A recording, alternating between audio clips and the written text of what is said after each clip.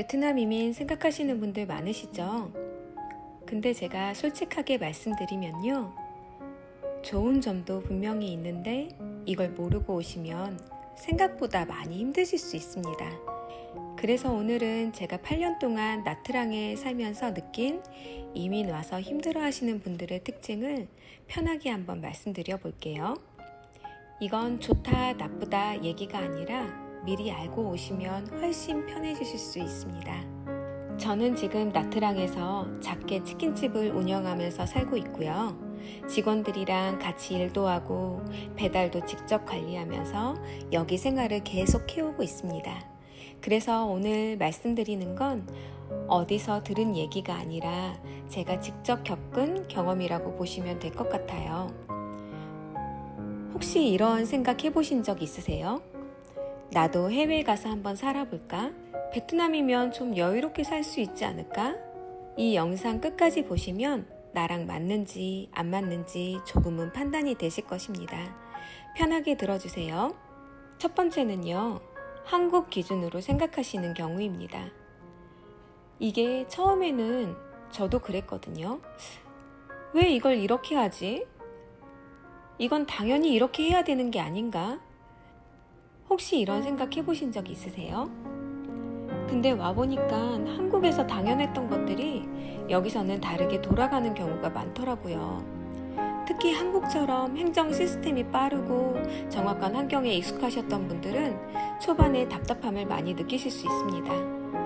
어떤 때는 생각보다 너무 느리고요.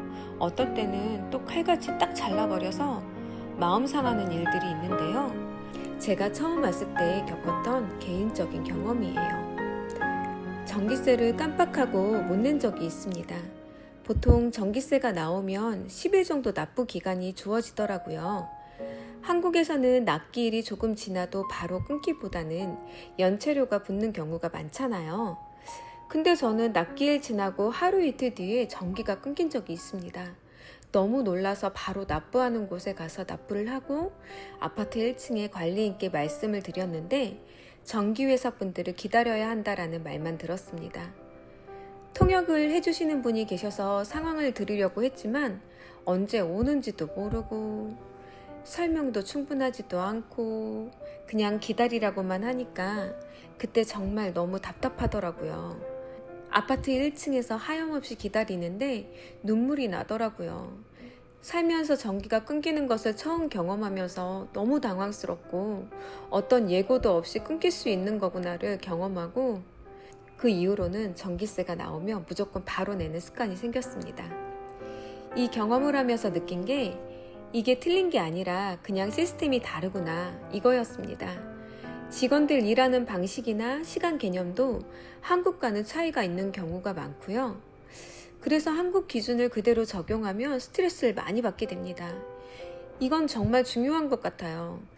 틀린 게 아니라 다른 겁니다.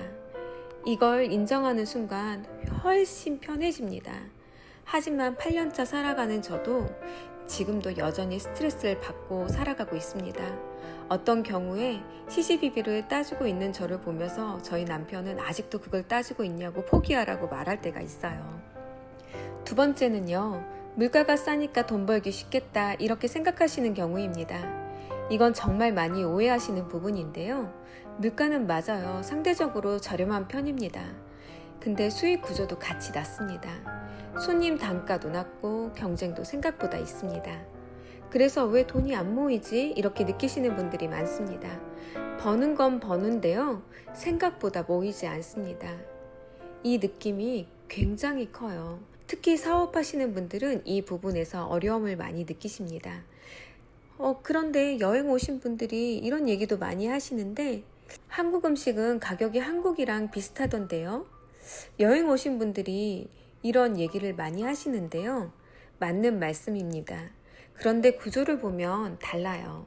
임대료가 생각보다 높은 편이고요. 같은 일을 하더라도 한국에 비해 직원을 더 써야 하는 경우가 많습니다. 그리고 이건 제가 느낀 부분인데요. 여기는 생활비 자체가 한국보다 상대적으로 부담이 적다 보니까 한 직장에 꼭 오래 있어야 한다는 압박이 한국보다 덜한 분위기가 있습니다.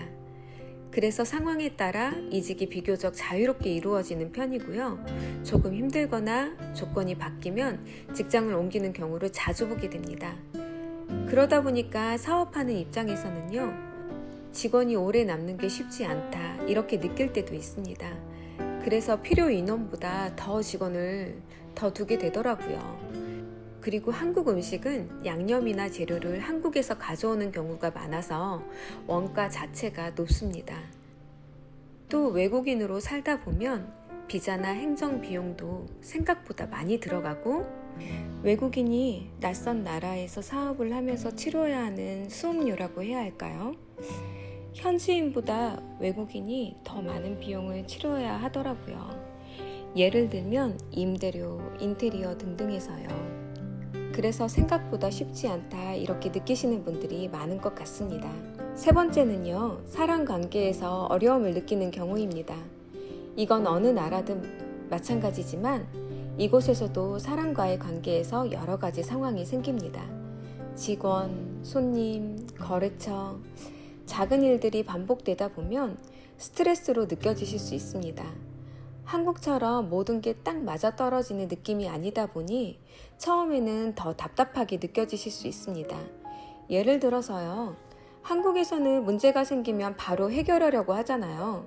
근데 여기서는 조금 더 여유 있게 흐르는 경우도 있어서 처음에는 왜 이렇게 처리하지? 이렇게 느끼실 수 있습니다. 그래서 중요한 건 내가 어디까지 받아들일 수 있느냐 이 부분입니다. 이건 정말 개인차가 큰 부분인데요. 저도 처음에는 이해가 잘 안 돼서 화가 났던 경험들이 있었어요. 상대방이 분명히 미안해야 하는 상황인데도 오히려 웃으면서 베트남어로 콤사오라고 하거든요.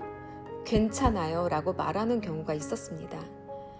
처음에는 왜 사과를 안 하지? 이렇게 받아들여져서 더 답답하고 화가 났던 적도 있습니다. 근데 나중에 보니까 그게 미안한 마음이 없는 게 아니라 표현하는 방식이 다르더라고요. 멋쩍어서 웃으면서 괜찮다라고 말하는 경우가 많았습니다. 그래서 저는 오래 근무한 직원에게는 이런 상황에서는 미안하다라고 말하는 것이 중요하다고 조금씩 알려주기도 했습니다. 이런 과정을 겪으면서 느낀 건 결국 사람을 바꾸려고 하기보다는 서로 이해하고 맞춰가는 게 중요하다는 거였습니다. 그리고 사업을 하다 보면 어느 나라든 사람 문제보다는 시스템이 더 중요하다는 걸 느끼게 됩니다. 사람이 좋다라고 믿기보다는 계속 좋은 사람이 되도록 시스템적인 부분을 계속 보완하면서 만들어 가야 한다는 것을 더 깨달아가는 것 같습니다. 네 번째는요, 좋은 모습만 보고 오시는 경우입니다. 유튜브나 SNS 보면 여유롭고 날씨 좋고 되게 좋아 보이잖아요. 저희 영상 보시고도 그렇게 느끼시는 분들이 많습니다. 그게 틀린 건 아닙니다. 근데 그게 전부는 아니에요. 실제로 살아보면 힘든 부분도 분명히 있습니다. 예를 들어서요, 저희가 나트랑에서 살면서 리조트도 자주 가고 좋아 보인다는 말씀을 많이 들었는데요. 막상 여기 살다 보면 리조트나 호텔에 돈 쓰는 게 아깝다고 느끼시는 분들이 많습니다. 실제로는 지인이나 가족이 방문했을 때 말고는 자주 가게 되지는 않습니다. 저희도 유튜브 촬영 목적이 있어서 조금 더 가는 편이고요. 그리고 또 하나는 여행 오시면 가성비 좋은 제품들 때문에 쇼핑 많이 하시잖아요. 그런데 여기 사는 분들 이야기 들어보면 막상 살다 보면 쇼핑할 일이 없다 이렇게 말씀하시는 분들이 많습니다. 이게 무슨 말이냐면 여행으로 느끼는 기준과 실제로 생활하면서 느끼는 기준이 확실히 다르다는 겁니다. 그래서 이 차이를 알고 오시는 게 훨씬 도움이 됩니다. 좋은 점과 현실적인 부분을 같이 알고 오시는 게 중요해요. 마지막은요, 이게 가장 중요한 부분입니다. 본인 성향이에요. 여유로운 걸 좋아하시고 유연하게 받아들이시는 분들은 잘 적응하시는 편이고요. 반대로 정확하고 계획적인 걸 좋아하시는 분들은 스트레스를 더 크게 느끼실 수 있습니다. 그래서 이건 나라 문제가 아니라 나랑 맞느냐 이 문제입니다. 정리를 하면요, 베트남 이민이 좋다 나쁘다가 아니라 맞는 사람이 있고 안 맞는 사람이 있습니다. 이걸 모르고 오시면 후회하실 가능성이 높고요. 알고 오시면 훨씬 편하게 적응하실 수 있습니다. 이 외에도 다른 이유들이 많이 있을 텐데요. 혹시 선배님들이 계시다면 각자 경험하셨던 것들 나눠주시면 또 이주를 준비하시는 분들에게 많은 도움이 될 것 같아요. 혹시 궁금하신 게 있으시면 편하게 댓글 남겨주세요. 제가 직접 겪은 기준에서 최대한 솔직하게 말씀드리겠습니다. 지금까지 저희 이야기를 들어주셔서 감사합니다.